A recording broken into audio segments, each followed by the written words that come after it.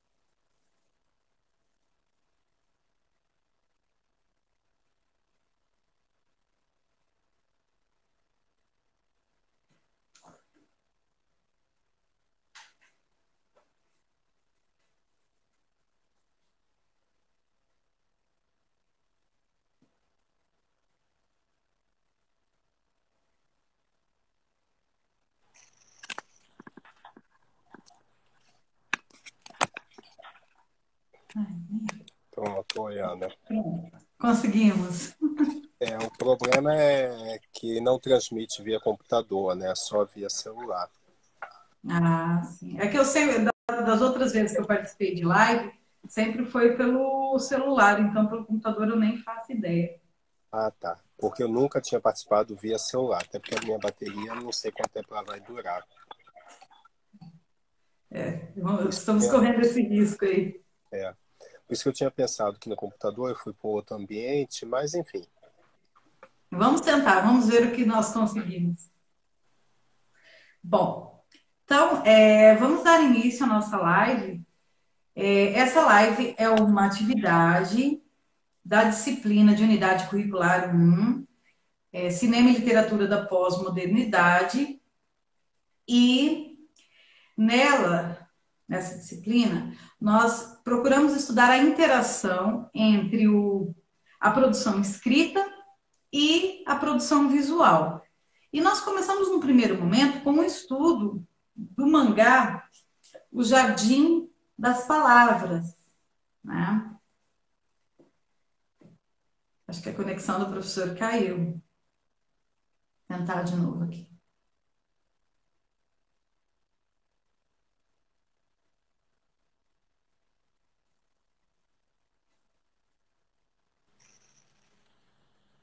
Acho que a conexão está caindo aqui.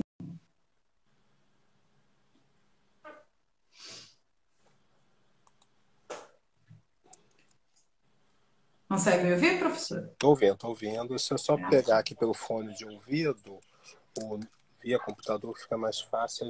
Aí eu acompanho com a imagem aqui. Só um Tá instantinho. certo. Bom, essa nova disciplina, ela faz parte das várias disciplinas que os alunos do ensino médio da Escola Estadual Ministro João Paulo dos Reis Veloso estão estudando. São disciplinas novas, porque agora a escola se tornou uma escola integral. Então, vendo que os alunos gostam de mangá, gostam de anime, eu criei, entre aspas, essa disciplina para que nós pudéssemos debater, né, o texto escrito e em contraponto com a produção visual. E aí, para esse primeiro momento, eu chamei para a live de hoje, do dia 31 de maio de 2021, o professor Nathaniel Gomes. O professor tem um currículo que dispensa apresentação, professor da UEMS de Campo Grande, e o que mais nos interessa a respeito dele é que ele é líder do NUPEC, que seria o Núcleo de Pesquisa em Quadrinhos da UEMS. Fala, mas nós não vamos falar de mangá? Por que nós vamos falar de quadrinhos? Porque tem uma relação e vocês vão perceber isso pela nossa conversa. Bom, como que eu cheguei até o professor Nathaniel? Pensando em trazer algo diferente para vocês, um debate com alguém que goste, que entenda do assunto, eu saí igual uma doida procurando. Falei, tem que ter alguém que goste de falar sobre mangá. E eu conheço muita gente que gosta, mas na hora de falar... E pesquisando na internet, eu encontrei para download um livro muito bacana, disponibilizado gratuitamente, que é o livro Animando as Mangas, Ensaios sobre Animes e Mangás, que o professor Nathaniel Gomes é um dos organizadores. Eu pensei, eu falei, por que não entrar em contato com esse professor e ver se de repente rola uma conversa bacana? E deu muito certo, né? Eu mandei mensagem para o professor, trocamos contato. Eu só não esperava que o professor tivesse uma bagagem tão monstruosa para falar desse assunto. Porque nós costumamos pensar assim, quem gosta de anime, de mangá, de HQ, gosta como hobby. Mas o professor Nathaniel, eu acredito que ele levou esse hobby muito além e mergulhou a fundo no estudo desse tipo de literatura. Então, eu gostaria que o professor Nathaniel se apresentasse para vocês e falasse o que o levou a estudar essas histórias em quadrinhos, esses mangás. Boa noite, professor. Oi, boa noite, Ana. Não sei se o som tá bom agora, se tá Tá dando para bom. acompanhar bem. Eu começo a ler quadrinhos já na minha infância, como aquela leitura que é bastante básica para a maioria dos leitores começa com os quadrinhos na infância, geralmente é assim, e a partir desse processo da leitura dos quadrinhos, chega a adolescência, eu abandono, como é normal, não só pela questão financeira, mas também uma outra perspectiva, né? Aquele imaginário que quadrinhos era coisa de criança e tal. Então, eu passaria vergonha de andar com quadrinhos na bolsa e etc. Né? Então, eu tinha muito dessa mentalidade quando não era moda ser geek, nerd, nem nada disso. Mas eu retomo essas leituras dos quadrinhos por causa de uma minissérie que saiu pela editora Abril ainda, chamada Marvels, que é uma minissérie do Alex Ross, lá em 96, se eu não me engano. E aí eu retomo as leituras de forma tímida, e aí o processo vai aumentando, sendo retomado, mas numa perspectiva diferente do que eu fazia antes de leitura como objeto de prazer, por simplesmente não como objeto de estudo. Eu trabalhava na universidade privada no Rio de Janeiro e eles me pedem um projeto de pesquisa para dedicação exclusiva nessa instituição privada, e a minha área de pesquisas é de línguas indígenas. Eu submeto esse projeto, e esse projeto, obviamente, não é aprovado pelo perfil da instituição, pelo perfil do Rio de Janeiro, com pouco interesse para o assunto de línguas indígenas. E aí eu tinha certeza que o projeto passaria e não passou. Eles pedem que eu faça outro projeto, que eles tinham muito interesse que eu tivesse dedicação exclusiva. Aí eu tinha certeza que não ia passar, eu faço um projeto sobre quadrinhos, aí esse projeto é aprovado. Isso já tem aí quase 20 anos. E aí de lá para cá, esse objeto de prazer passou a ter um sentido de objeto de estudo, de pesquisa, de análise. Então, a primeira pesquisa que eu comecei a fazer sobre quadrinhos foi a interface dos quadrinhos com a inclusão, com personagens cegos, que sofriam paralisia, que tinham algumas marcas aí que a inclusão podia trazer por meio dos quadrinhos. Então, foi a primeira pesquisa, e aí de lá para cá não parou mais. Tanto que esse livro que você baixou, ele é parte de um pedacinho dessa pesquisa, quando a gente começa a analisar os mangás. E aí, qual foi a pegada? Eu estava com o professor Ravel, que também é aqui da UEMS, e ele sugeriu, vamos fazer um livro sobre mangás? Eu falei, vamos. Não sou tão conhecedor assim de mangá, conheço vagamente, conheço um pouco da linguagem, da estética do mangá, mas não acompanho tanto quanto os meninos de hoje, as séries, o que está acontecendo. Conheço mais os clássicos da minha geração. Falei, vamos lá fazer. Tanto que o texto que eu fiz, que é o primeiro capítulo do livro, eu falo da influência do mangá nos quadrinhos do Ocidente. Inclusive está saindo o volume 2 em breve, volume 2 e 3 devem sair até o final do ano. Né? Então, assim, tem muito assunto para estudar. Então, é esse contexto, como é que eu voltei para os quadrinhos, tornei objeto de pesquisa, continuo pesquisando linguística, línguas indígenas e etc., mas também tem essa pesquisa que é a mais popular. Nossa, muito bacana. E agora eu entendi um pouco da razão do Demolidor aparecer na sua pesquisa, né? É um personagem, caso tenha alguém na live que não conhece a história do Demolidor, ele é um personagem cego, ele é um super-herói.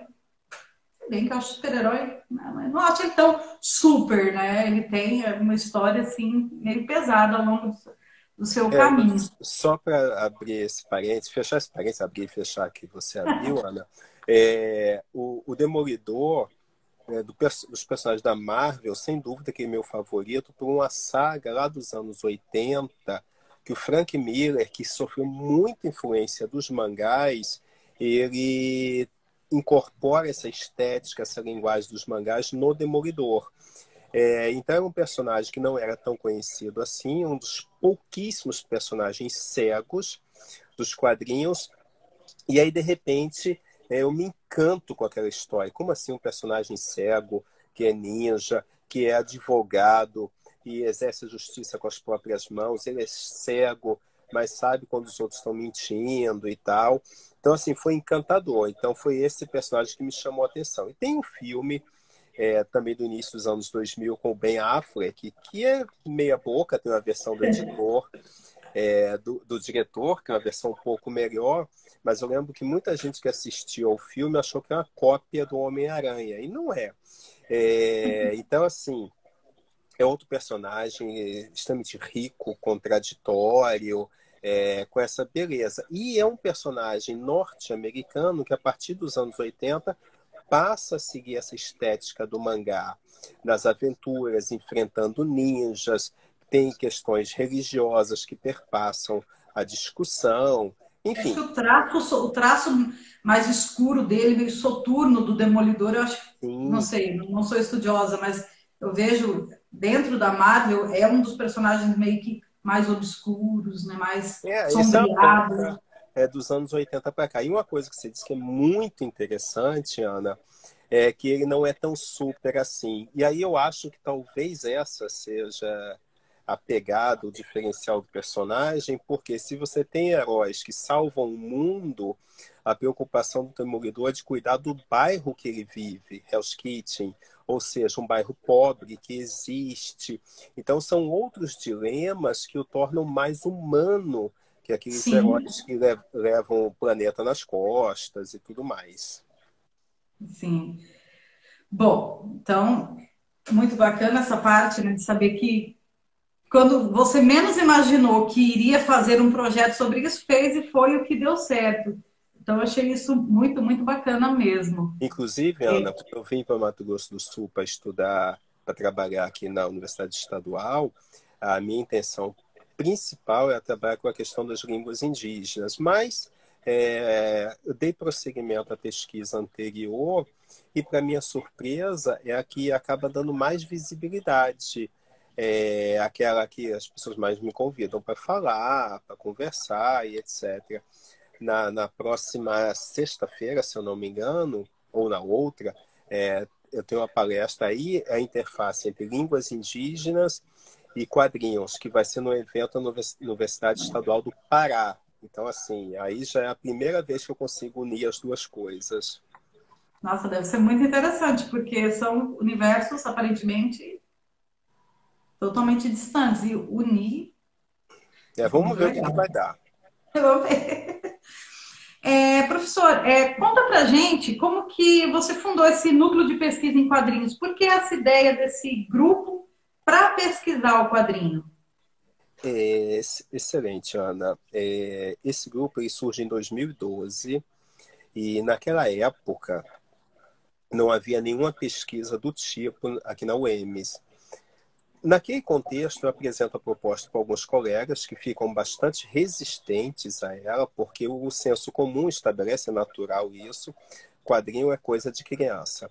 Embora os dados mostrem para a gente que a maioria dos leitores de quadrinhos, leitores fiéis, estão na faixa dos 30 anos, ainda tem esse imaginário que é coisa de criança, porque é a primeira leitura. Só que quando você lê como criança, geralmente você não acompanha as sagas, nem nada disso. Você lê esporadicamente. O leitor adulto, geralmente ele já acompanha. E aí a gente leva em conta o quadrinho no Japão, o mangá. Ele passa a ser lido por crianças, adultos, gente mais velha. Na Europa é comum quando você tem um lançamento de uma graphic novel ser adquirida por adultos, crianças, jovens, todo mundo. Quando tem o lançamento Asterix, você tem aquelas pilhas colocadas em livrarias e supermercados, aí você vê aquelas senhorinhas saindo com o seu exemplar de Asterix porque adquiriram. Então sai daquela noção, senso comum, que é coisa de criança. Aí você estabelece ali um conceito que é algo que é maior. Então, essa coisa que quadrinho é coisa de criança estabeleceu muito no seu início na cultura norte-americana. Em outras partes do mundo, você tem quadrinhos de humor, você tem biografias, tem jornalismo em quadrinhos, você tem de tudo. Então, eu venho para cá, não era a intenção inicial, mas eu dou prosseguimento a essa pesquisa. E aí, a partir disso, para minha surpresa, que eu queria trabalhar com as duas coisas, a questão indígena e a questão dos quadrinhos. Para minha surpresa, essa tem uma popularidade imensa, gigantesca, com mais demanda de palestra, pesquisa, visitar lugares, etc, etc, etc. E acabou gerando essa necessidade da criação de um grupo de pesquisa, um núcleo de pesquisa, que foi atraindo mais gente. No ano retrasado, antes da pandemia, eu cheguei a dar palestras, mais ou menos 50, 60 escolas, aqui em Mato Grosso do Sul, a maioria na capital. Mas veio a pandemia e essas palestras foram interrompidas, assim, pelo menos mudou o formato. Com isso, ao invés de encerrar as atividades, etc., dada a pandemia, resolvi criar um canal no YouTube.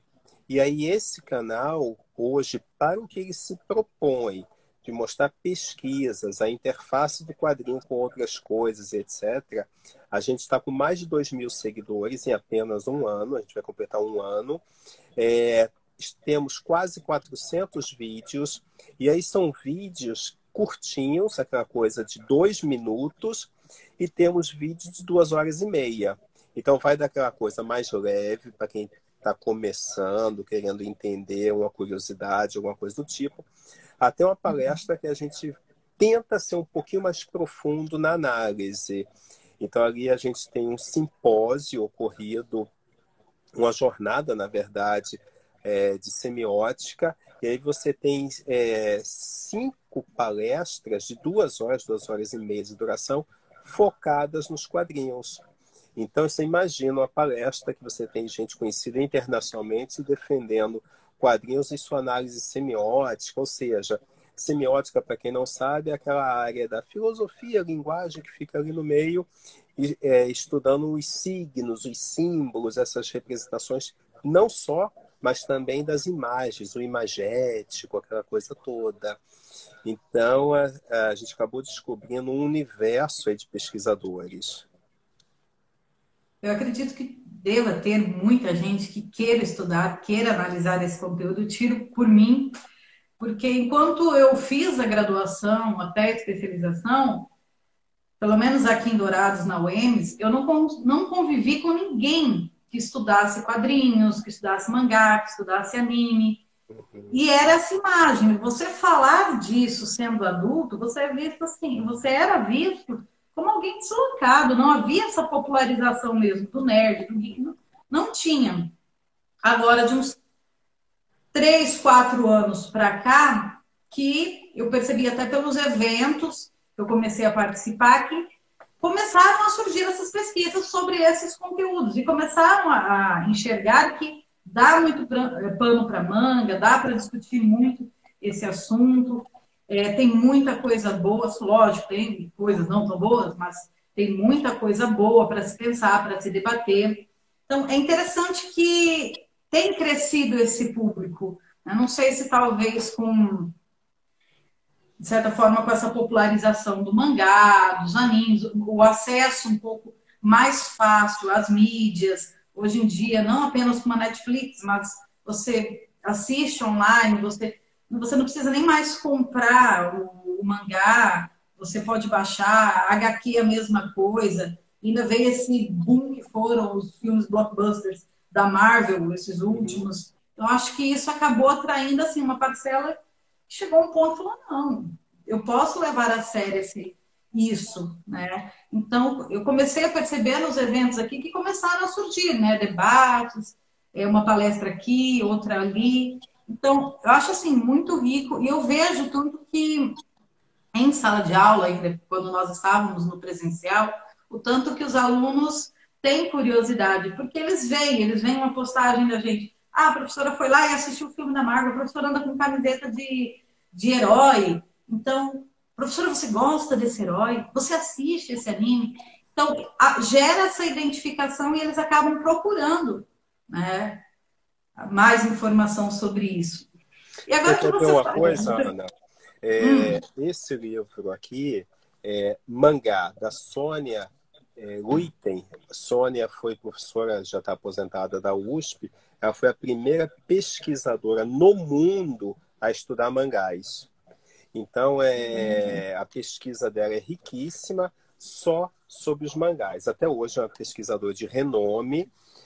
Tem outros nomes, ela é da primeira geração de pesquisadores brasileiros, como Valdomiro Vergueiro, etc. O pessoal da USP organiza esse evento aqui, que tem a versão dos anais do primeiro encontro, as Jornadas Internacionais de Histórias em Quadrinhos. Então, legal. só para a gente ter ideia, como é que voltou-se a estudar os quadrinhos de forma científica. Por quê? Como qualquer objeto de estudo, seja quadrinho, música, antropologia, que é o seu caso, literatura, enfim, você precisa ter uma metodologia séria para poder estudar. Senão, você vê um fã que está apenas falando sobre aquela coisa. Então, de vez em quando eu recebo alguns orientandos, gente que quer se me orientando, etc, etc, que é apenas um fã de quadrinhos. Mas, assim como qualquer outro objeto, tem que ter uma metodologia, uma forma de ser abordado, etc, etc. Senão, vir um texto jornalístico, não no sentido pejorativo, mas apenas traz informações e não a discussão acadêmica como se deveria fazer. Então, esse distanciamento, para quem é fã, é um desafio e tanto. Eu vou me distanciar para analisar aquele objeto.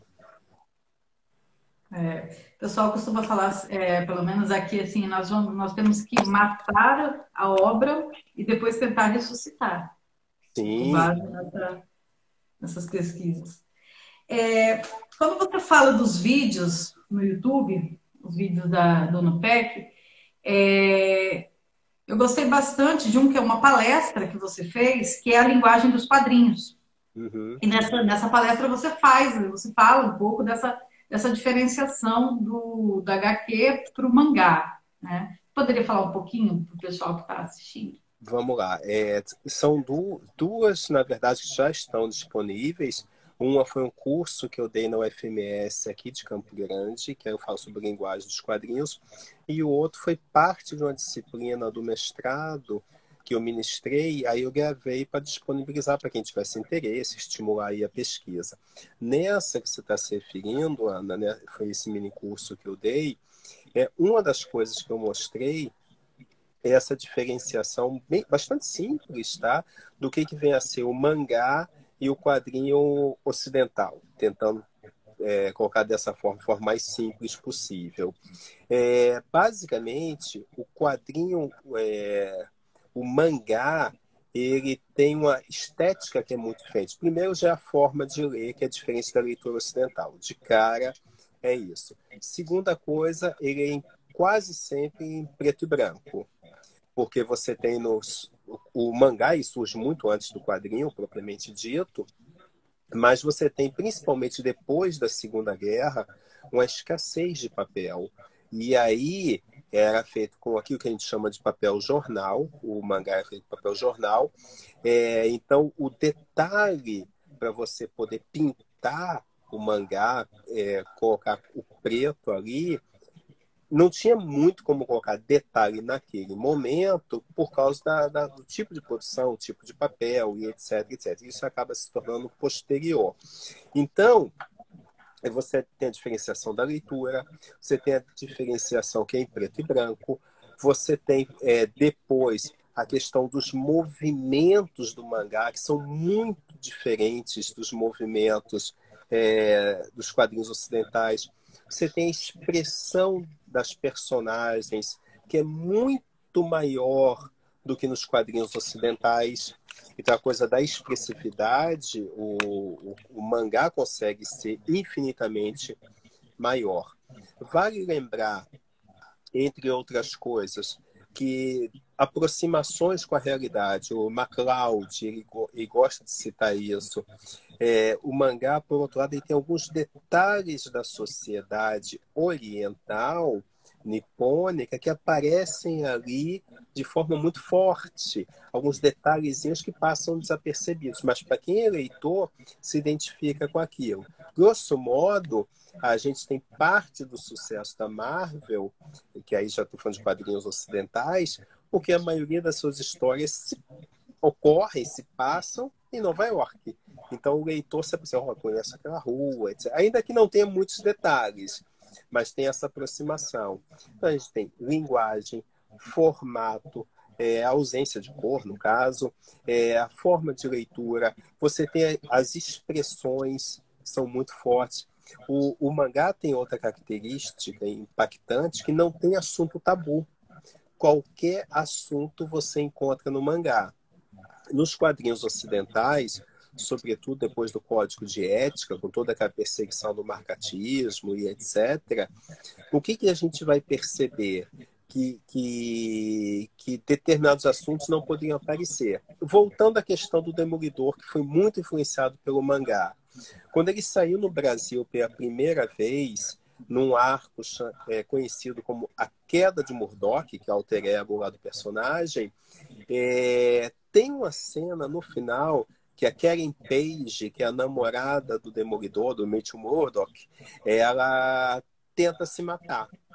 E aí no quadrinho, na versão original em inglês, ela tinha sofrido uma overdose.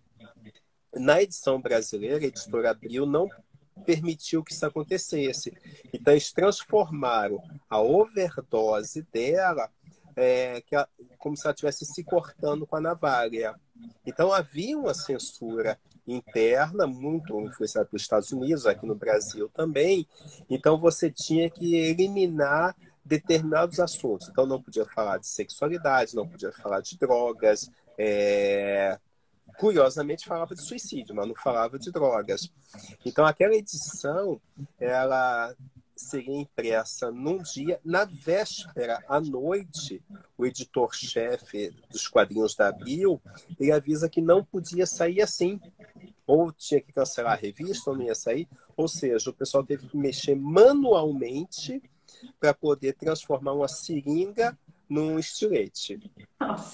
Nossa. No Japão não tem esse tabu. Então você tem o mangá para menino, para menina, para homem, para mulher, para adulto, para os mais diferenciados públicos. Mas a gente percebe que no Ocidente você já tem uma limitação, já não dá para discutir qualquer coisa. Para tentar discutir determinados assuntos que são tabu, você tem aqueles quadrinhos que a gente chama de underground, os quadrinhos alternativos. Aí que você consegue, e mesmo assim, não é muito simples. Porque, por exemplo, assuntos ligados às mulheres, mesmo o pessoal dos quadrinhos alternativos, eles são mais resistentes. Curioso, né? Pois é. O pessoal que está assistindo, só para a gente se situar, nós estamos falando do mangá. O mangá são as narrativas visuais. O mangá ele tem um estilo próprio de leitura, e isso que o professor Nathaniel estava colocando para nós, né?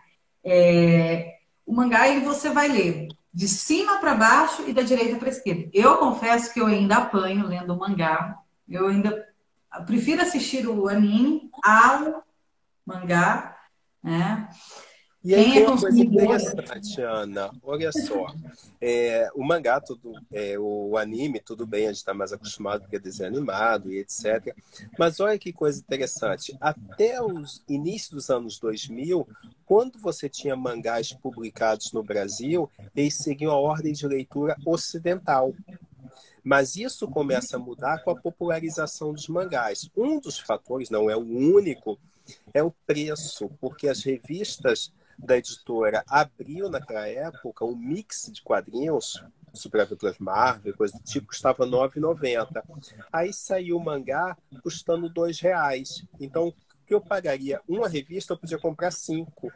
Mangá em preto e branco, outro formato, etc, etc. Então, você tem uma popularização. Não é só isso. Você tem esse avanço do mangá em todo o Ocidente, por esses motivos da linguagem, não ter tabu, a expressividade, a boa caracterização dos personagens. E aí, nos anos 2000, também o mangá passa a ser publicado no Brasil no formato original, que passa a ser uma exigência do mercado japonês, porque eles querem internacionalizar seu material. E aí entra uma questão que é importante perceber que até então eles não estavam preocupados com isso. O exemplo, entre outros, é o mangá Akira, que tem animação e tudo que fantástica. Akira, quando ele é publicado no Brasil pela primeira vez pela editora Globo, ele sai no formato ocidental e colorido, porque o Tashihiro Otomo ele vende para a Marvel americana, a Marvel vai licenciar no Ocidente, e aí com esse formato, apesar dele supervisionar tudo, com esse formato colorido, ocidental e etc, etc. E aí eu tenho a versão em mangá e a versão ocidental. E é muito diferente, são duas obras diferentes. Mas assim, esse costume da leitura oriental, você não é a única. Mas os seus alunos, com certeza, já não têm dificuldade, porque já estão Não, acostumados. não. Aqui em casa eu tenho a minha filha, que é uma consumidora voraz de mangá, e geralmente é ela que vai me orientando. Fala, não, mas peraí, acho que eu me perdi. Não, é aqui, ó, você tem que ler Uhum, assim. Então, meio que uhum, ela foi me orientando também, né? Fizemos uma troca. Eu apresentei aos animes e ela me trouxe para o mangá. Então, a uhum. gente foi meio que aprendendo. Confesso que eu estou caminhando no mangá, debato muito, mas assim, o meu forte mesmo era o anime, né? Aham. Aí, um outro tópico que a gente queria falar é sobre a influência do mangá nas HQs americanas, que você já introduziu o assunto. Né? O pessoal que está assistindo, o professor ele tem no livro Animando as Mangas, ensaios sobre animes e mangás, um artigo muito bacana, que é fruto do seu trabalho, que estuda um pouco não, mas estuda basicamente essa influência do mangá nas HQs americanas através do trabalho do Frank Miller. O Frank Miller é um dos principais desenhistas, fez histórias como o Demolidor, o Batman Cavaleiro das Trevas, vários episódios do Wolverine, geralmente aqueles do Wolverine mais pesados, Uhum. Né? Cavaleiro das Trevas mesmo é uma estética totalmente diferente. E Né? não é só isso, tem até um aspecto grotesco no desenho ali, que na época não foi bem recebido. Então saía daquele conceito maniqueísta, bem e mal, então você tinha provocações ali que você não encontrava no quadrinho ocidental. Então tem uma revolução ali no meado dos anos 80 com o Cavaleiro das Trevas, e aí você percebe também a forma de narrativa ali, que você tem 9 quadros, normalmente 9 ou 12, dependendo da página, de repente você diminui para 2 e por fim, você tinha uma página inteira. E tudo isso intencional. Então, você, ao virar a página, você tinha uma surpresa. E toda a crítica que o Frank Miller fazia naquele momento, a mídia, a televisão e etc. Então, assim, o Frank Miller tem seus momentos de genialidade, como nessas obras, e outros momentos aí que ele já segue uma postura bastante conservadora. Por exemplo, ele quis fazer uma história do Batman lutando contra terroristas islâmicos. E aí a DC, obviamente, não aceitou, que é uma história extremamente conservadora e preconceituosa. Aí criou um outro personagem só para essa história, que é muito ruim a história. Toda a gama de xenofobia que você possa imaginar aparece ali, né? Então, retrata e reafirma o estereótipo. O islâmico é terrorista. É esse tipo de coisa. Bom, na sua concepção, professor, você acha que o mangá ele é uma parte da literatura pós-moderna? Aí a gente tem algumas questões, Ana, que vale a pena a gente conversar. Primeiro, definir pós-modernidade não é uma coisa simples. Primeira coisa. O que é moderno, pós-moderno, etc. Até a própria nomenclatura pós-moderno. Pós-moderno é ausência de nomenclatura, porque é pós alguma coisa, né? Segundo, que para a gente pensar, há uma necessidade, não estou falando que é você, tá? Jamais. Mas há uma necessidade de tentar unir o quadrinho a outras áreas, a outras ciências, a outros suportes, a outras coisas, na expectativa de dizer, olha, o quadrinho tem valor como arte porque pode ser literatura. E aí eu acho que não. Literatura é uma coisa, teatro é outra, cinema é outra, fotografia é outra, quadrinho é outra arte e assim por diante. Cada uma delas é uma arte. É claro que o cinema pode se aproximar dos quadrinhos e vice-versa. Sua origem no Ocidente está muito aí, em que um retroalimenta o outro, mas o que eu acho que precisa ser diferenciado é que são suportes de artes diferentes. Então, nesse sentido, eu faria uma separação. Por outro lado, a gente poderia pensar, por exemplo, como um tipo de arte, aí eu vou usar pós-moderno, entre aspas, por não ter tabu, liberdade de criação, poder ter sua estética própria, aquela coisa que você tem alguns movimentos literários daquele cuidado com a métrica, com a forma. O quadrinho nem sempre vai ter. O quadrinho tem essa coisa do híbrido, aí falando do mangá, do visual e do texto tipográfico, do texto escrito. Então, é uma forma de linguagem que lida com escrita e fala. Então, se a gente tentar fazer uma aproximação como arte, como um tipo de literatura, aí no sentido muito amplo, sem dúvida que sim. Mas eu só fiz essas ressalvas para dizer assim, o quadrinho por si só existe como arte e tudo mais. Tá? Ele Mas tem valor por ele. por ele mesmo. Por exemplo, é comum eu orientar algumas dissertações de mestrado e aí todo mundo tem a tendência de fazer um capítulo falando da história das histórias em quadrinhos. Por que se faz isso? Porque quem está fazendo a sua dissertação está querendo provar que o seu objeto de estudo tem valor. Então, ele tenta fazer isso. Não é mal intencionado, jamais, mas essa necessidade de tentar provar para a academia que é um objeto autônomo que ele existe por si só, ele pode ser analisado por si só.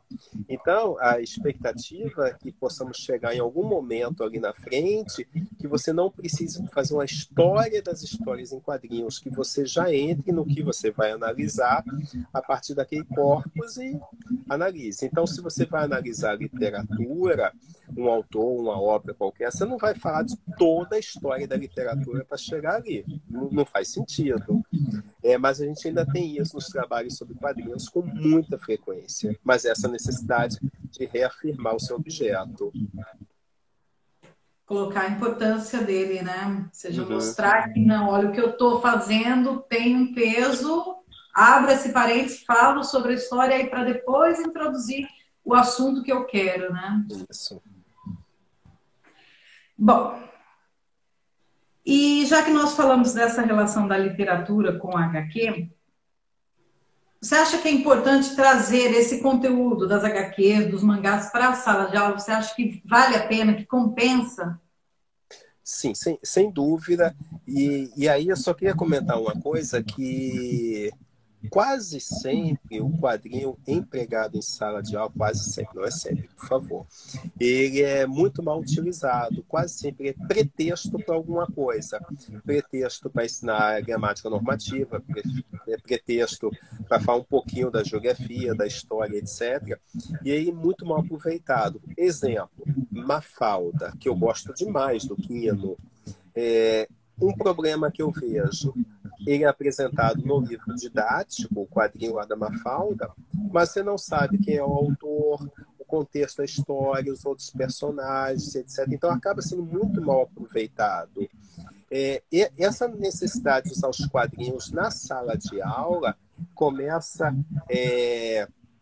no século passado, lá pelos anos 40, 50, 60, você tem isso, com a editora brasileira chamada Ebal, do Adolfo Eisen.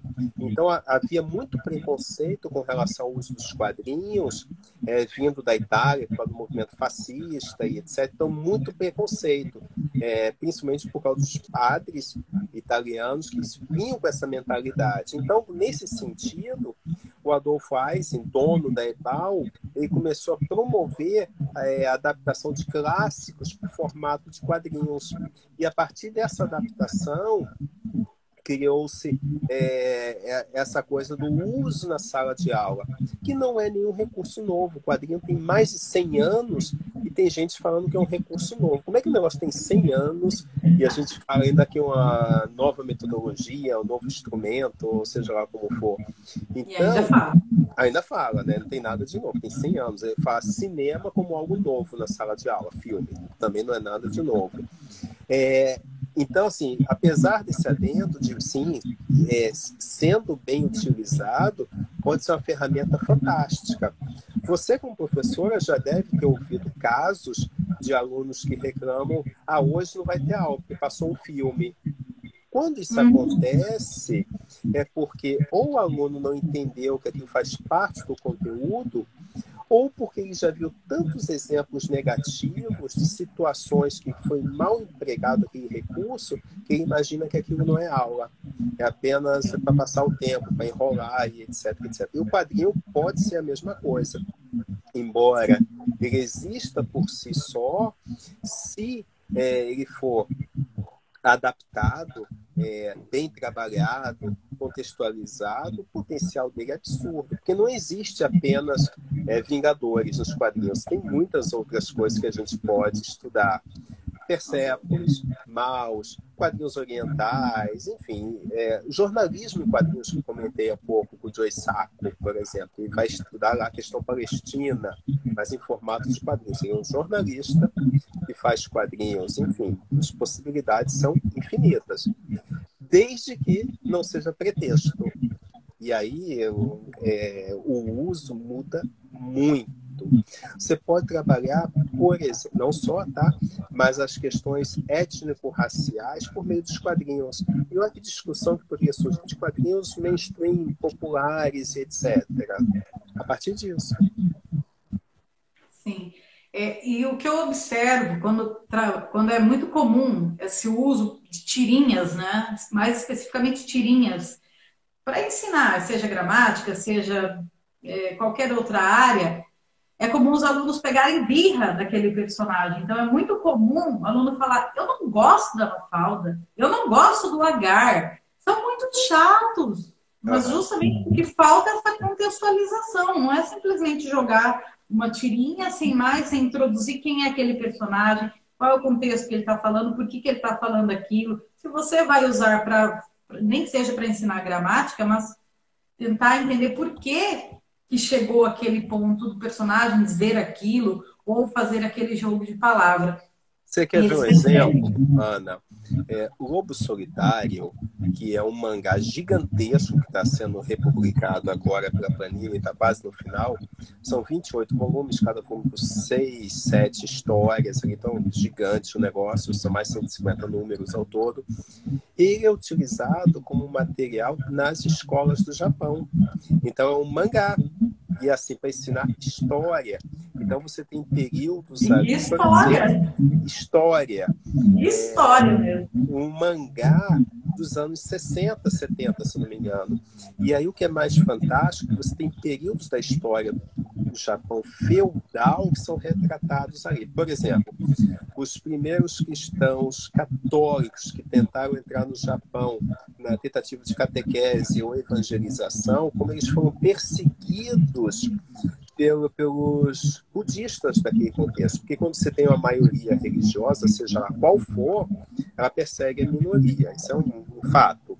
E aí você tem toda a perseguição daqueles que se convertiam à fé cristã sendo torturados, colocados no mar para serem afogados quando o mar enchia, aquela coisa toda. Então, isso é dado a partir de um mangá para as crianças estudarem história. Então, olha o potencial, como ele, quando não é um pretexto, como ele passa a ser bem empregado. Então, esse é um mangá, é o meu favorito, obviamente. Mas Já respondeu uma pergunta que eu ia fazer. A geração mais nova deve ter um monte de coisa aí que eu não conheço, mas esse eu acho super profundo, super fantástico. A estética dele, a questão da como ele é tratado. Então, você tem um samurai que ele é traído, ele vira um Ronin, que é um samurai sem honra, e ele passa a ser perseguido com seu filho lá de 3 anos. Tem adaptação para o teatro, para a TV, enfim. Mas é um mangá, assim, fantástico. Só mostrar rapidinho para o pessoal. Estou aqui só com uma reportagenzinha, a foto. Isso mesmo. Lobo Solitário. Além da questão eu falo do aluno pegar a birra, a própria contextualização, a questão do filme. Você utilizar uma aula para passar o filme, mas sem um propósito, sem uma razão, ou seja, para passar um tempo. E isso não pode, não tem razão de ser isso. Se eu estou passando um filme, qual é o objetivo que eu quero a partir daquilo? Eu tenho que levar o aluno a refletir sobre aquilo, a entender que aquilo tem conexão com o conteúdo. E se o professor souber montar isso, ele pode estabelecer uma conexão não apenas na sua área, mas com todas as outras. Porque hoje o que mais tem se discutido é a questão da interdisciplinaridade, a transdisciplinaridade. Então, quanto mais eu agregar nesse momento, mais sentido vai ter. Não simplesmente uma aula, vamos assistir um filminho para passar o tempo, ou porque hoje choveu, tem poucos alunos. Não. Vamos passar no filme, mas por quê? Qual o sentido? Qual a razão disso, né? E aí a gente chega na questão da adaptação. A questão da adaptação do mangá para o anime. No Japão, nem todas as histórias elas nascem propriamente no mangá. Algumas nascem diretamente no anime ou são veiculadas com fins publicitários, com fins consumistas. Por exemplo, eu lembro quando eu fiquei sabendo que Cavaleiro do Zodíaco, que é o meu favorito até hoje, eu passei a minha infância assistindo e a fase adulta assistindo e passando de geração em geração em casa, que foi construído justamente porque a Bandai queria fazer bonecos para vender, em cima disso criou-se uma história. Na época eu fiquei falando, por quê? Não é possível, não não é verdade isso, porque essa história é genial e não pode ser. Sabe? E foi a mesma coisa, por exemplo, no Ocidente com o He-Man. O He-Man foi totalmente criado com essa finalidade comercial. E não é o Então, único, tá? Tem muitos não, outros. não são os únicos. Então, então é O muito He-Man, comum. só para abrir um parênteses, rapidíssimo, o bonequinho dele foi criado, na verdade a intenção era fazer do Conan. E aí não deu certo, a questão da licença do Conan não é uma coisa simples, hoje que está com os direitos autorais liberados, mas também qual Conan? Você tem Conan o Bárbaro, Conan Cimei, Conan Rei, o que está liberado para o Ocidente é o Conan o Bárbaro. Na Europa, o Conan o Bárbaro não está liberado para os direitos autorais, então tem uma confusão ali bastante complicada.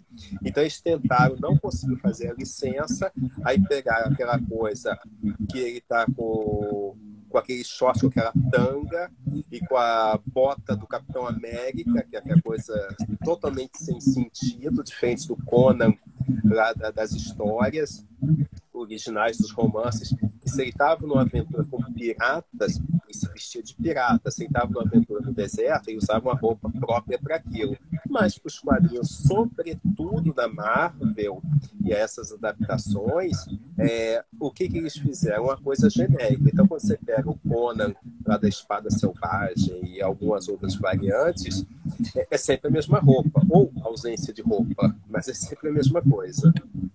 Um quesito da barbárie andar sem roupa ou no máximo de tanga. E o que não faz sentido nenhum. Por exemplo, ele aparecer com um capacete lá com chifres. Ninguém usaria isso para lutar porque ia atrapalhar. Isso que o Loki usa, que o Conan utiliza em alguns quadrinhos, é totalmente inverossímil, mas faz parte da fantasia. Aquilo que a gente chama de descrédito da desconfiança. Então, naquele momento, a gente esquece um pouquinho e só se diverte. Então, como a gente estava falando, o mangá, ele vem, não necessariamente junto com o anime. Em alguns casos, o mangá vem primeiro, acontece dele ser feito totalmente ou em partes, e aí vem a animação.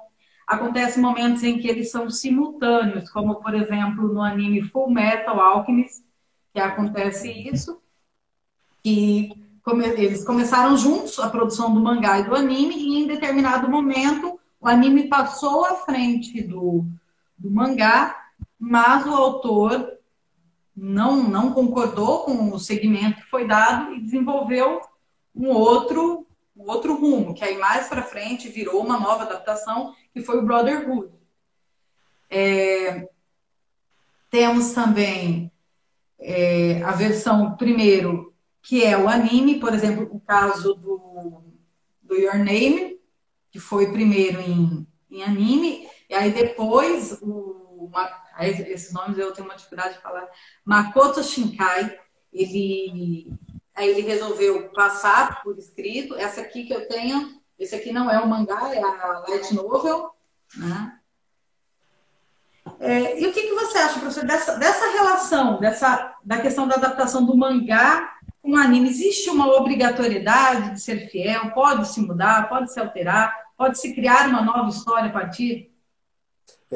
O exemplo do Jardim das Palavras é o caso, como é que você tem algumas diferenças que a gente vai comentar daqui a pouco, que são suportes distintos.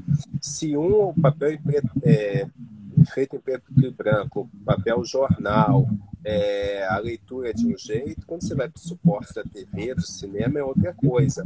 Você tem Ghost in the Shell, que, por exemplo, foi adaptado para o Ocidente, já numa outra pegada, com personagens já que não é com traços orientais. Tem inúmeras possibilidades.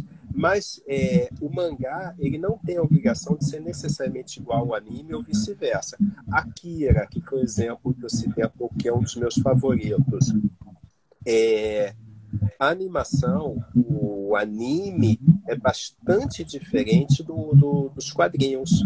E aí vale a pena você entender também que enquanto estava sendo feita a animação, os quadrinhos ainda estavam em desenvolvimento. Então tem coisas que acontecem na animação que ainda não tinham aparecido nos quadrinhos e vice-versa.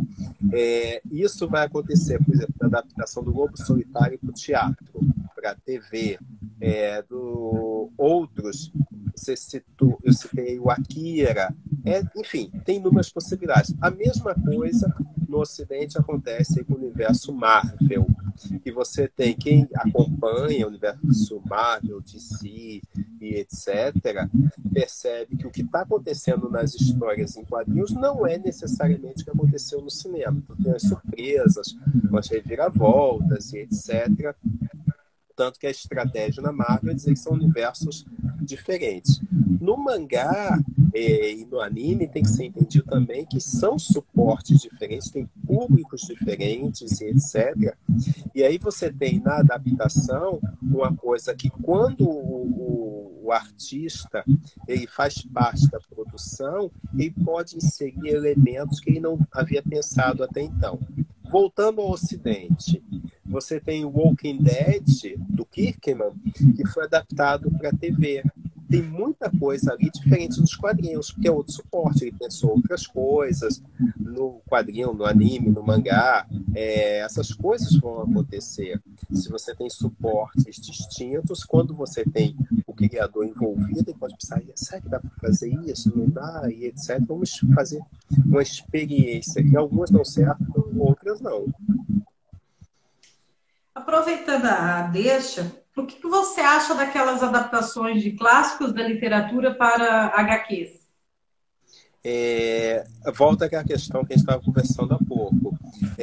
Como adaptação, ela não precisa ser necessariamente fiel ao original, porque é outro suporte, é outra intenção. O Alienista, do Machado, é um conto bastante conhecido do Machado. Eu conheço pelo menos 4 adaptações do Alienista, pelo menos. E é uma diferente da outra. Tem 3 que são mais fiéis ao original, na linguagem, etc. Mas tem uma 4ª adaptação que ela já acrescenta um personagem que não havia no original, na forma de contar a história. Então, tudo vai do objetivo.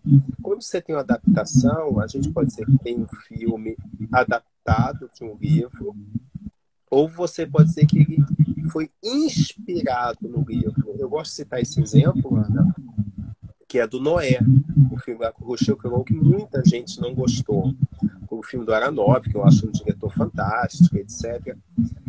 Eu acho que o filme é genial, mas ele não é baseado no texto de Gênesis, ele é inspirado. Então, todos os dilemas do Noé, existenciais, se tinha enlouquecido, se estava fazendo certo, se estava fazendo errado, as questões ecológicas colocadas ali, tornam a obra muitíssimo curiosa, mas lembrando, ela não tinha o compromisso de ser fidedigna ao texto. Hollywood não tem esse compromisso, mas fazer uma versão, a sua versão, o seu olhar para aquele texto. Então, é bastante complicado a gente falar dessa coisa de ser fiel ou não, essas adaptações.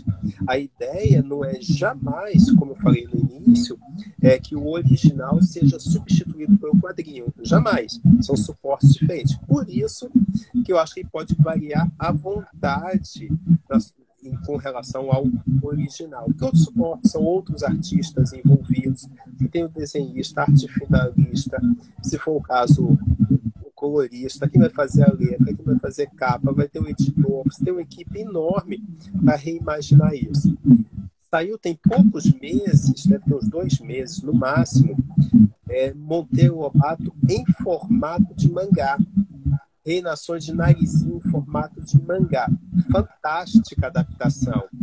E aí os artistas eles se inspiraram na primeira versão da obra do Monteiro Lobato. Não nas versões subsequentes, que ele já tinha feito as adaptações, etc, etc. E ali, obviamente, a gente fica na dúvida, é mangá ou não é? Para os mais puristas, mangá é só quando é feito no Japão. Se você segue a estética do mangá, ou a forma de leitura, ainda não é mangá.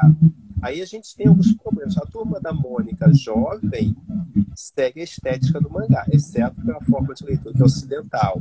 Mas você tem estética, assim, preto e branco, papel jornal, de traço e etc. É mangá ou não é? Aí é outra discussão aí para a gente conversar no grupo de pesquisa. Legal. Como linguista, você acha que, ao adaptar um texto literário para uma história em quadrinho, seria importante adaptar a linguagem? Será que aquele que está começando a fazer esse tipo de leitura, que ainda não chegou ao original, ele vai ter a facilidade de assimilar o texto? Supomos, eu peguei recentemente uma versão adaptada da Odisseia. E os traços eram muito bonitos, muito bem feito, acabamento, uma obra em capa dura, muito bonita. Só que ela mantinha a linguagem daquelas primeiras traduções. Então, eu fiquei pensando assim, eu, quanto leitor, que já tem uma bagagem de leitura, eu entendo, eu analiso, tenho essa percepção. Mas será que um leitor mais jovem, entrando nesse mundo, geralmente nós trabalhamos com o ensino da atividade clássica no primeiro ano, que seria quando eles têm mais ou menos 14, 15 anos. Já chegar com essa linguagem vai fazer com que eles entendam ou vai desestimular? Será que não compensaria, nesse primeiro momento, nessa introdução, adaptar, facilitar um pouco para que o aluno se encante primeiro com aquilo, se identifique com aquilo, para ele depois, com mais maturidade, buscar o original? Eu acho que depende do objetivo, Ana, pelo seguinte, se o seu objetivo é manter aquele texto clássico, é um objetivo, acho que pode ser respeitado. Essas 4 adaptações que eu comentei do Alienista, todas elas usam fragmentos do texto original. É uma opção. Por outro lado, você encontra algumas versões que conseguem inovar bastante. Pouco tempo conversando com o professor Valdomiro Vergueiro, ele disse uma coisa que eu concordo 100%, que se você tem a adaptação original como a desculpa, o argumento, essa legitimação, e você vai ler o quadrinho para depois ler o original, a maioria dos leitores, eu acho que a maioria absoluta, diz, se eu já li isso aqui, por que eu vou ler o outro? Tanto que você que foi estudante de letras, você deve ter visto vários colegas no ensino médio ou mesmo na universidade, se você tinha uma adaptação de uma determinada obra para o cinema, para a TV ou coisa do tipo, muita gente, ao invés de ler o livro, queria ver a adaptação. E aí ficava frustrado, porque na hora da prova era diferente, porque esperava que fosse fidedigno.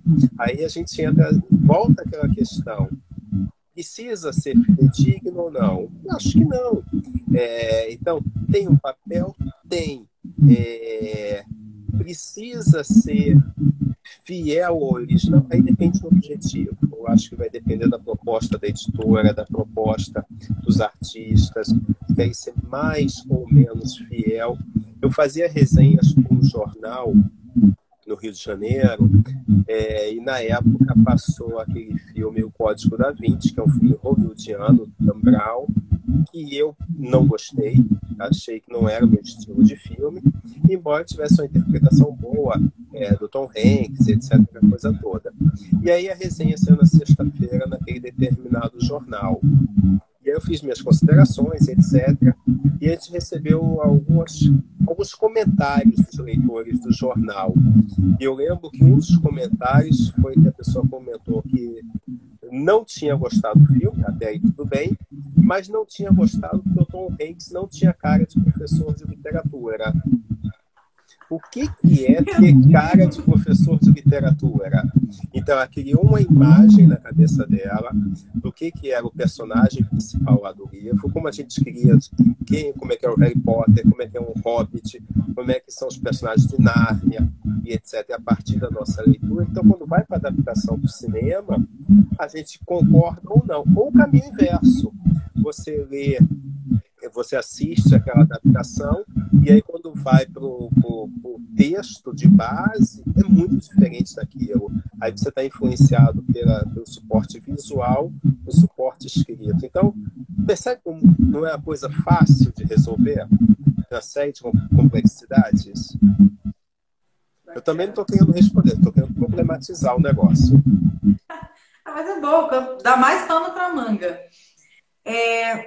Bom, agora focando no objeto de trabalho que era o dessa live, eu passei para os meus alunos,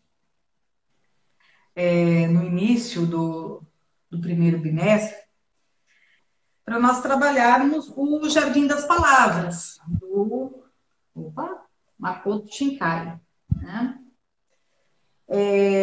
Então, coloquei para eles, como a proposta da disciplina era fazer essa contraposição, esse questionamento, esse debate entre o texto escrito e a versão fílmica, para ver o que eles percebiam de semelhanças, de diferentes, de conhecer, de mergulhar a fundo, começar a problematizar. A meta era essa, não apenas encontrar soluções, mas começar a problematizar. Tem uma diferença. Por que tem essa diferença? Lógico que nós estamos agora trabalhando nessa modalidade remota, não é fácil atingir a todos, muitas vezes não dá para ter uma conversa igual nós estamos tendo aqui nesse momento, mas a gente tenta do mesmo jeito, né? E eu escolhi esse mangá, eu não conhecia, a princípio, quando eu desenvolvi a disciplina, foram nos primeiros dias desse ano letivo, nós começamos ainda com o ensino híbrido, metade da turma ia na escola em uma semana, na outra semana ia outro grupo. E aí eu comecei a jogar, que eu queria trabalhar esse conteúdo, mas ainda não tinha muito foco. E eles falavam para mim, você vai trabalhar mangá? Eu pensava, poxa, acho que vou. Mas eu não tenho tanto conhecimento assim. Tenho de anime, de mangá não. Mas, falei, como eu percebi que eles tinham esse interesse, falei, eu vou procurar algum que realmente tenha filme, não a animação, a série, porque ia se estender muito. Não dava para trabalhar tanto. Então eu falei, vou procurar. A princípio, a intenção era trabalhar o Your Name, porque ele se popularizou pela Netflix. Foi muito divulgado e tal, fez muito sucesso. Mas aí eu cheguei procurando sobre Your Name, eu cheguei ao Jardim das Palavras. E achei muito interessante porque o filme é pequeno, é um filme média-metragem de 45, 46 minutos. Eu falei, poxa, eu acho que para ser o primeiro conteúdo que nós vamos trabalhar, acho muito bom. Justamente porque eles não têm tanta paciência de assistir algo, né, muito longo. Então, eu falei, vou pegar esse aqui. E para mim era uma novidade. Eu não conhecia o mangá e não conhecia o filme. E quando eu assisti, eu falei, nossa, para mim, eu fiquei encantada. Eu achei de uma sensibilidade, de uma poesia enorme esse texto, esse trabalho, que é muito além de ser uma mera história do cotidiano de uma adolescente de 15 anos. Mergulha mais a fundo na questão da solidão, na questão da vocação, da busca pelos sonhos. E é interessante que o livro se chama O Jardim das Palavras, mas tanto o livro, né? Tanto o mangá quanto o filme não tem tantas palavras. Né? Não tem. No mangá nós podemos reparar que tem bastantes desenhos, bastantes figuras, imagens que centralizam o rosto dos personagens para expressar aquilo que eles estão sentindo, o que eles estão pensando. É uma marca do mangá, que a gente conversou há pouco. Sim. E no filme, o que mais chama a atenção é a questão da chuva. A chuva, o som da chuva é um contínuo. E cada tipo de chuva representa um estado emocional, né, ali dos personagens. Então, me chamou muita atenção isso. No primeiro momento eu falei assim, será que eles vão perceber essa sensibilidade? Vão entender essa história? Eu fiquei um pouco preocupada. Eu achei muito adulto. Mas, ao mesmo tempo, eu falei, não, mas não pode ser tão adulto. Falei, porque é algo que atinge a todos, que é essa busca pelo sonho. Duas pessoas que se encontram e não necessariamente é um relacionamento afetivo. Eu, pelo menos, não consegui entender dessa forma. Eu entendi, porque para o Japão o conceito de amor é muito mais amplo do que para nós no Ocidente.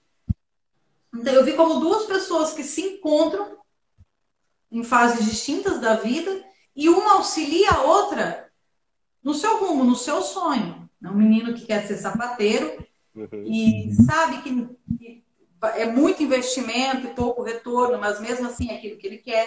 A professora que está desmotivada, desanimada, mas que ao ver o jovem tão cheio de sonhos começa a lembrar de si mesma e pensar em reestruturar a própria vida a partir desse contato, né? Me chamou muita atenção e eu falei assim, eu vou jogar esse conteúdo para eles. E eu vou querer colher essas impressões, eu vou querer saber o que passou pela cabeça deles, o que eles sentiram ao assistir esse anime, ao ler o mangá, o que eles sentiram, o que eles pensaram, o que despertou neles. Não vai ser a mesma coisa que eu. Inclusive, o próprio fato de assistir mais de uma vez me fez ver coisas que eu não tinha visto de primeira. E a mesma coisa a leitura, né? Essa questão da adaptação, lógico, vai ter diferença temporal. Eu acho que uma das coisas mais interessantes da adaptação fílmica é que traz a história para o presente. Ela não precisa mais acontecer ou no passado ou no futuro. Ela acontece no tempo presente. Mesmo quando o personagem ele está lembrando de um fato da sua infância, acontece na época atual. Isso é uma das questões que o filme traz, né?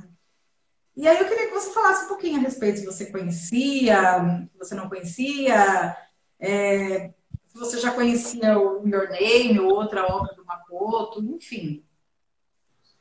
Não conhecia, Ana. Eu li o mangá a partir do seu convite e também assisti ao anime a partir do momento que a gente conversou. Não conhecia e fiquei encantado, porque eu acho que no final das contas a história é sobre vocação. Ela tinha uma vocação que por algum motivo havia se frustrado, se decepcionado com a realidade, e ele também queria exercer essa vocação de ser sapateiro. Então, dentro de um contexto japonês de sucesso, pensar uma profissão pouco rentável, pouco reconhecida e etc., que ele via como uma forma de trazer felicidade para outras pessoas, é uma quebra de paradigma. Por isso que a gente conversou há pouco, que não tem tabu. Então, o assunto que ele trata ali, um possível envolvimento de amor, que se apaixona pela professora e etc., é tratado ali. Ela não corresponde, ou pelo menos não parece corresponder nesse sentido. Talvez fique até um pouco mais explícito em alguns sentidos na animação do que no quadrinho, no mangá. E o legal é perceber que o mesmo autor estava envolvido nas duas versões, do mangá e na versão do anime, o anime, se você preferir. Outra sacada, a versão em preto e branco do mangá, a versão extremamente colorida e cheia de vida, que é a animação, que é impressionante. Os efeitos sonoros são uma coisa de louco. A qualidade, você cita, por exemplo, a chuva, eu percebo o som dos trens, o movimento que aparece ali, é enlouquecedor. Uma beleza estética como poucas vezes eu vi numa animação. E curta, quando você acha que tá no meio, já acabou. E a gente fica assim, nossa, eu queria mais. Tem uma coisa que eu sinto muita falta na animação, no anime, é o final, que era ligeiramente diferente do mangá. E ali no mangá você tem as coisas pós-crédito, se é que a gente pode usar essa informação. Por exemplo, a página final aparece a professora e ele com devia ser 8 anos, pelo que eu me lembro, na última página, né? É quase um pós-créditos aí, filmes Marvel. Você tem essa diferença de idade. Por outro lado, a animação é muito dramática. Isso, essa imagem mesmo. Eles têm 12 anos de diferença, né? Eles colocam a hipótese, né? E se ela tivesse com 20 anos e ele com 8, né? Seria... Isso. Essas provocações de discutir esses assuntos é a coisa que o mangá, o japonês faz com tranquilidade, né? Que seria bastante improvável para os públicos aqui nossos do Ocidente. Então, tem essas questões, a coisa da palavra. Eu acho que o silêncio que aparece ali, tanto na animação quanto no texto, no mangá, é muito revelador. Jardim das palavras, não tem poucas palavras, é como um jardim com flores, tem poucas, mas elas dão o tom da beleza e tudo mais, aquela coisa mais pontual ali, eles se encontrando nesse espaço do verão japonês, parece que eles esperam a chuva para se encontrar. Então é de uma riqueza, de uma beleza ímpar, tanto a animação quanto o mangá. Por isso que eu te falei, Ana, que eu não conhecia, e eu fui sem expectativa, realmente sem conhecer, não li resenha, não li nada a respeito, eu fui conhecer a obra, e foi uma surpresa assim maravilhosa, porque eu não conhecia. Então, foi exatamente a mesma reação que eu tive. Fui procurando e achei, falei, vou assistir esse é curtinho. Eu terminei de assistir, eu falei, meu Deus, o que é isso? Que história é essa?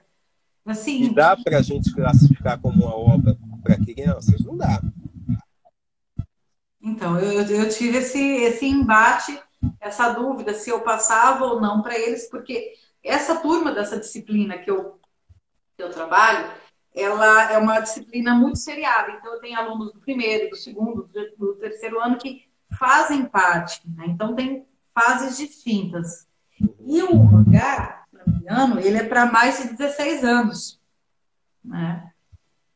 Mas eu pensei, eu falei, mas já que fala de sonho, já que fala de vocação, será que também não é uma coisa boa já para ir despertando isso nos jovens, para fazer eles começarem a se questionar que não necessariamente você tem que ir atrás de algo visando apenas o lucro, mas visando a própria felicidade, que é o caso do menino, que ele não importa, né? Não importa, ele tem toda uma relação familiar difícil, tem esse primeiro envolvimento, quando ele fala que gosta da professora, tal. E para quem está acompanhando, a história ela termina diferente no filme e no mangá. No filme fica em aberto. No filme que dá para entender é que acabou a partir dali. Eles não se encontraram mais, seguiram suas vidas, porque o importante é o que cada um significou para o outro naquele momento, né? Naquele momento, um ajudou ao outro a superar aquela adversidade. Mas no mangá, o que dá a entender é que eles continuaram a se corresponder. Ficou essa impressão, que eles continuam a se corresponder e pensando lá na frente. E se um dia, tanto que no final tem um adendo, que é depois que termina, depois do fim, vem ela dando aula novamente, uma menininha falando que não entende, né? Sobre poesia, ela começa a explicar o poema, fala sobre um relacionamento à distância. E ela cora, né? Eu acho muito, muito bacana isso, que se centra no rosto do personagem. E ela, não é só isso. Não é uma amor à distância, não sabemos. Tem outras coisas aí no mangá que não aparece, como aquele sapato que ele está fazendo ali no final, que não aparece, e ela usando um sapato ali no final, enfim. Tem uma série de detalhes que não dá para dar muito spoiler, senão estraga a leitura, mas é encantador. E o desafio para perceber que são suportes diferentes é ver os dois, é ler o mangá e assistir ao anime. essa interface de perceber por que fez isso, por que foi aquilo, por que deixou em aberto, por que não deixou, é maravilhoso, maravilhoso. Eu imagino, eu não quis correr atrás disso, mas imagino, deve ter texto, deve ter vídeo, deve ter um monte de coisa na internet sobre essas duas obras, deve ter uma série de comparações. Mas para não estragar essa coisa de assistir, curtir a obra, eu prefiro não ler nada a respeito, não procurar autor, não procurar nada, só entrar na obra. E foi essa surpresa maravilhosa. Eu também gosto de fazer assim, porque se você começa a ler com base numa crítica, com base em uma resenha, você está indo muito pelo lado pessoal, é o que aquela pessoa, com base na bagagem dela, aquilo que ela interpretou. Mas e a minha? A minha bagagem é diferente. Então, ao assistir, eu vou ter um outro impacto. Então, se eu ficar procurando saber tudo antes, não vai ser a mesma coisa. Eu confesso que eu fiquei assim, eu fiquei chocada com a história. Eu fiquei uns 2 dias processando a história, pensando se devia, se não devia trabalhar, se eles teriam ou não maturidade para enxergar essas coisas. Até que eu falei, não, eu acredito que se não, com certeza, não tem, vão descobrindo. Eu, de propósito, assisti hoje e li, quer dizer, li e assisti hoje, tudo de propósito, para entrar na live ainda no calor da leitura e do momento. Porque se eu ficar processando, amanhã eu vou te falar outra coisa sobre isso, como é que eu processei, como é que eu entendi, como é que eu fui dormir, acordei pensando na obra. Mas essa coisa, tem poucas horas que eu acabei de assistir e ler. Essa coisa, todo o calor do momento, que primeiras impressões que eu fiquei. O que é uma outra forma de leitura, essa leitura talvez desse primeiro impacto. Talvez, se eu vier escrever um texto, um capítulo de livro, alguma coisa sobre essa obra, daqui a 2, 3 meses, 6 meses, 1 ano ou 2, minha abordagem talvez seja radicalmente diferente. Mas estou falando agora desse primeiro impacto, como leitor, como alguém que assistiu a versão na TV e etc. Então, esse impacto é muito positivo. Todas as características de um verdadeiro mangá e de um verdadeiro anime. E como você disse, é interessante que o próprio autor, ele fez parte das 2 versões. Então, acho que mais do que ninguém, ele sabia o que devia colocar, o que devia tirar, né, como falar numa linguagem escrita e desenhada, como falar numa linguagem já para o filme. Acho que isso tornou a obra ainda mais rica e de um ponto que eu não vejo como coisas diferentes, eu vejo que as 2 se completam, né? Eu assisti primeiro o anime para depois ler o mangá. E eu não senti aquele impacto assim, nossa, não, é totalmente diferente, faltou isso, ou não. O impacto que eu tive foi... Mas as 2 se completam, são histórias diferentes sobre a mesma coisa. Né? Sim, sem dúvida. Foi essa a impressão que eu tive. E uma outra coisa que me chamou muita atenção na história do Jardim das Palavras foi a questão dos espaços. Eles estão em espaços abertos, a princípio, eles se encontram no parque, mas sempre chovendo, porque são personagens solitários. São personagens que buscam fugir dos ambientes onde tem mais pessoas para se isolarem, mas esse se isolar é um lugar público, cercados pela chuva. Essa solidão deles também é muito marcante, né? No menino que a mãe abandonou, o irmão saiu de casa e ele com 15 anos... problemas com álcool, a mãe com problemas com álcool. Enfim, essa coisa da chuva tem 1000 possibilidades de análise que a gente poderia pensar. Essa coisa da chuva representando as lágrimas, o sofrimento, eles se encontram no sofrimento por meio da chuva. É o espaço daquele parquinho ali da proteção contra o sofrimento. Eles não se conhecem ali. Ele não sabe que ela é professora na mesma escola que ele estuda. É apenas uma estranha que não quer muito contato. Aquele momento na animação, também no quadrinho, que ele faz comida para ela, é chocante. Por exemplo, ela está ali naquele espaço, ela está tomando cerveja e comendo chocolate. Então, tudo isso que aparece ali revela algumas pistas do que a gente vai encontrar mais à frente na história. Cerveja de manhã com chocolate? Como assim? São coisas que não combinam. Talvez a depender do paladar, o que aconteceu, ou é um desgosto com a existência dela e ela tenta suprir com esses dois elementos. Enfim, dá pra gente pensar mil possibilidades. Com certeza. Bom, eu espero que os alunos tenham gostado desse mangá, assim como eu gostei da animação. Eu torço muito que, e se talvez nesse momento eles não viram aquilo que nós vimos, mas que à medida que eles forem resgatando esse conteúdo, acho assim que é uma história que segue, né? Que quanto mais você ver, mais ela vai trazer coisas. E aí a pergunta que eu tinha era justamente, né, qual que seria o seu mangá, o seu anime favorito? E você já havia dito, né, que era o Lobo Solitário. Lobo Solitário o anime favorito, acho que é Akira. Acho, é difícil dizer assim um favorito, né? Mas tem muita coisa, por exemplo, o Cabelo do Zodíaco eu nunca gostei. Não adianta, porque não rola.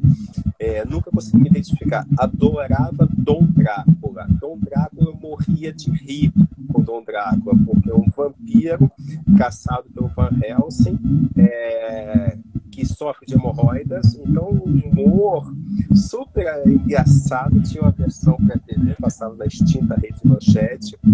Tinha Patrulha Estelar, que eu também achava genial. Mas são todos antigos. Dessa geração mais novo que eu gosto, deve ter 30 anos, que é o Akira. Então é outra abordagem, outro formato. Eu gosto muito daqueles clássicos, mas talvez porque eu não tenha acompanhado essas novidades todas aí, e é muita coisa que a gente não tinha acesso, né? Nos anos 80 e 90, e hoje tem acesso. Eu li Ghost in the Shell, que eu gosto muito também, que também não é tão recente. O que mais de mangá que eu li? Tem que pensar aqui um bocado aqui. Não tenho tanto mangá assim. Você pode ver aqui pelas estantes que eu tenho muito quadrinho europeu e norte-americano. O oriental tem alguma coisa. É uma outra estante que está ali atrás. Mas também tem. Aqui em casa, os mangás ficam em outra estante também. Aqui a minha são só os meus livros que eu vou acumulando aí, de tudo quanto é assunto conexo. Mas como que você chegou ao Lobo Solitário, então? Que você mais de uma vez... Por causa da versão que você fala dele como esse me marcou porque tinha a versão para TV em formato de filme, não de animação, que passava no SBT há muitos anos, passava de madrugada. Aí eu assisti, eu fiquei, que história louca é essa do sujeito de samurai com um filho viúvo sendo caçado, com um filho de 3 anos, mais ou menos. Então aquilo me provocou demais. Aí, a partir disso, eu fui atrás dos mangás anos depois. Saiu para Cedibra, depois passou por outras editoras, agora para Panini, saindo uma versão mais bem acabada. Então, foi esse que acabou me marcando mais. Bacana. Eu confesso que, como uma criança que cresceu na década de 90, a minha paixão foi Cavaleiros do Zodíaco, foi aquilo que me levou pro anime, né? E não se via muito mangá naquela época, pelo menos não se via, você ia nas bancas, não tinha. E eu conhecer esses assuntos foi a partir daquelas revistinhas especializadas. E aquelas revistinhas falavam de mangá, falavam de HQs. E eu tenho até hoje guardadas, por exemplo, a Herói, né? Essa revista, Ana, chegou a vender 1 milhão de exemplares por edição.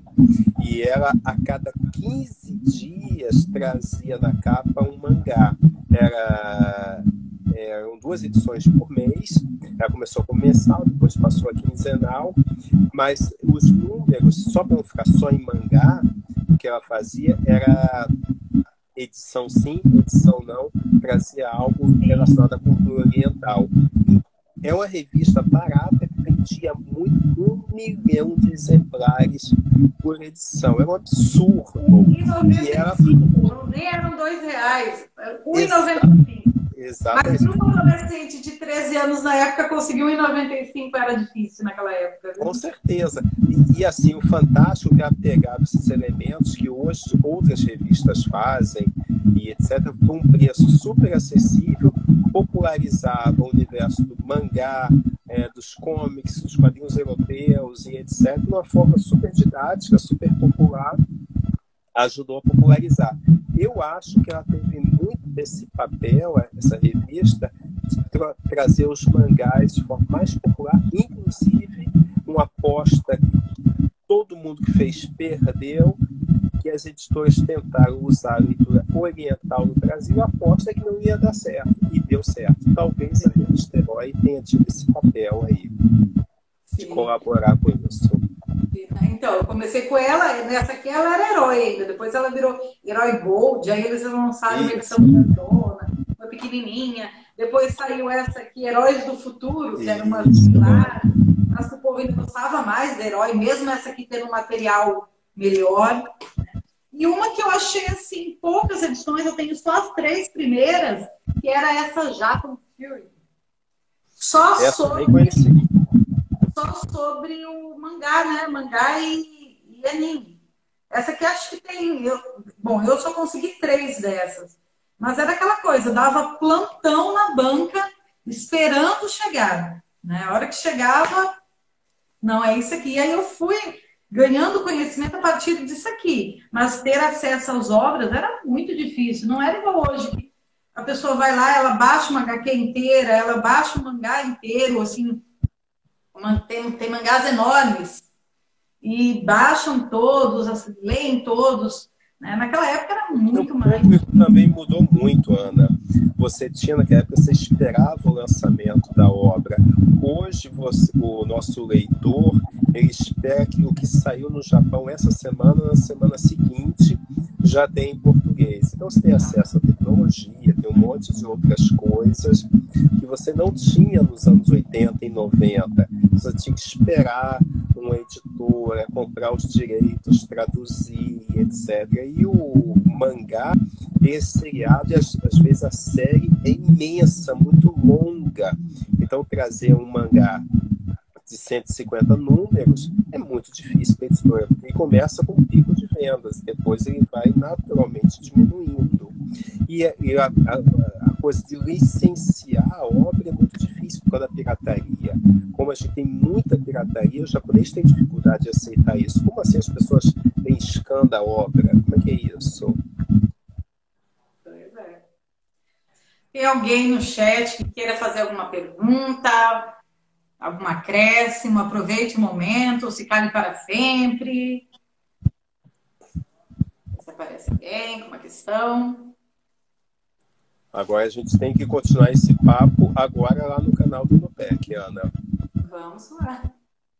Vamos lá. Não tenho tantos conhecimentos como você, mas o meu conhecimento é de leitora, leiga como fã, não como estudiosa, né? Mas isso vale para a nossa conversa. Não apareceu pergunta até agora. Então, vamos encerrar esse papo. Tá muito bacana, foi muito legal. Sim, aprendi coisas. Quanto tempo a gente ficou aqui de papo? 1 hora e pouco, né? Por aí, se deixar... veio uma pergunta. As HQs deveriam ser mais trabalhadas nos colégios na contemporaneidade?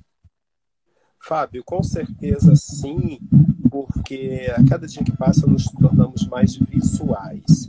E a HQ, ela tem essa coisa de ser visual e a leitura, digamos, mais tradicional, as duas coisas.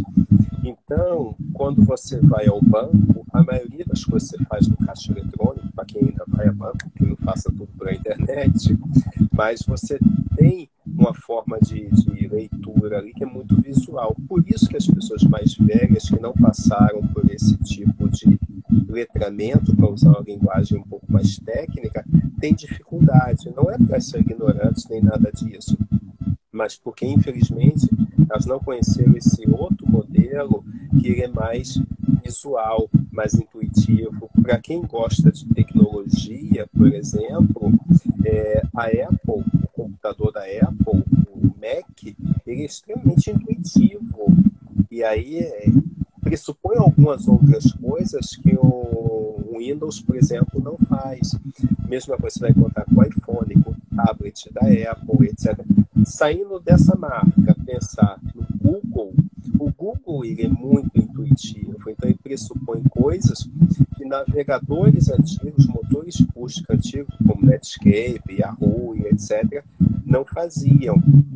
Então, respondendo, Fábio, é muito importante, sim, para ensinar outras possibilidades de leitura. Ler o visual, ler aqueles detalhes que, por exemplo, nessa animação e nesse mangá, nós podemos conversar sobre horas sobre essas possibilidades que, de repente, quem não passou por esse tipo de letramento teria mais dificuldade. Então, como a Ana comentou, ela assistiu mais de uma vez. Então, na segunda, você vai perceber mais coisas, mais novidades, mais detalhes, que é um desafio hoje, sobretudo no Ocidente, que a gente está acostumado a ver apenas uma vez aquela obra. E a gente não admite spoiler. É estranho isso, porque se você lê uma obra da literatura lá de Shakespeare, por exemplo, ele já diz lá no Romeu e Julieta, na primeira página, eles morreram. Aí ele vai contar como é que isso aconteceu. Então não tinha nenhum problema de spoiler, de saber o final. Por isso que é muito estranho se você encontrasse Shakespeare hoje, falar das séries ou novelas brasileiras ou séries estrangeiras, porque o último episódio tem picos de audiência, que as pessoas só querem saber o final, o que está ali no meio não interessa. Mas nesse período da literatura, o final nem era tão importante, mas saber como chegou ali no final, do Romeu e Julieta, uma obra magnífica, é muito mais interessante do que o final por si só. Então o Ocidente está muito marcado por isso, só por saber como chegou no final. O meio não interessa. Isso me lembra também o título dos episódios dos animes. Cavaleiros do Zodíaco, Dragon Ball, Naruto, todos esses. Já no título, você sabe, o título, fulano morre. Poxa, já tomou o spoiler ali, já chegou. O título do episódio já é a informação. E você tinha algum problema com isso? Não. Você quer saber como acontecia. Aí ele morre, mas como é que ele vai morrer? Quero saber. Já nos quadrinhos ocidentais, você tem a morte do personagem tal ali, você sabe que ele vai ficar morto uns 3 meses, depois ele volta.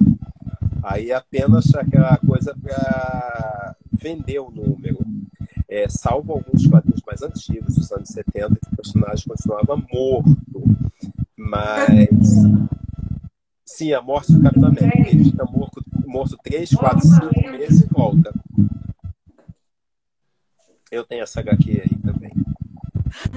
Professor, dá alguma sugestão de HQ, de mangá que seja, para quem está começando, para quem quer começar a fazer esse tipo de leitura?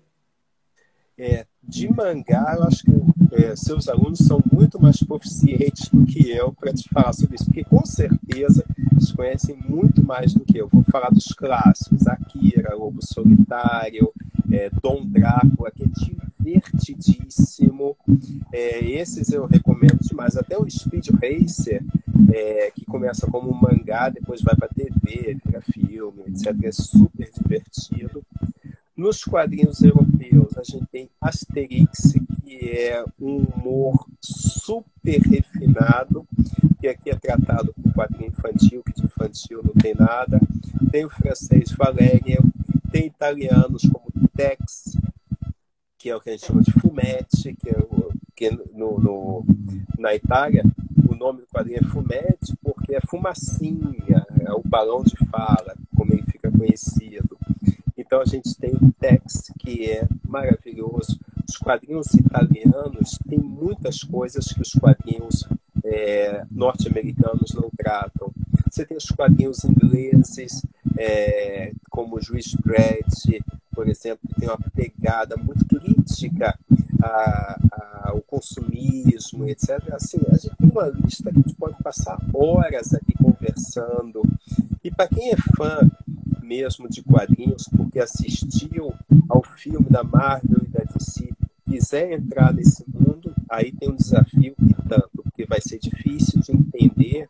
Você tem 60, 80 anos de cronologia para entender. Então, dica nesse caso é tentar ler algum encadernado que fala da origem do personagem e tal.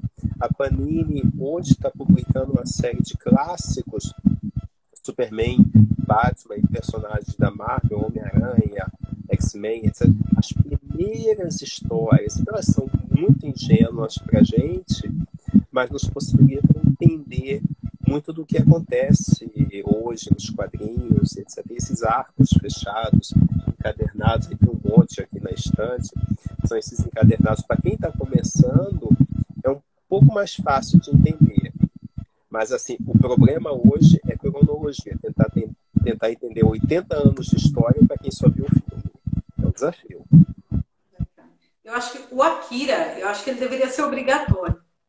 É obrigatório Akira, porque fantástico. a partir do momento que você assiste aquele filme, eu li, mas eu não lembro porque faz muito, muito tempo, bem lá nos primórdios lá do século passado, que eu li uma versão encadernada, capa dura do Akira.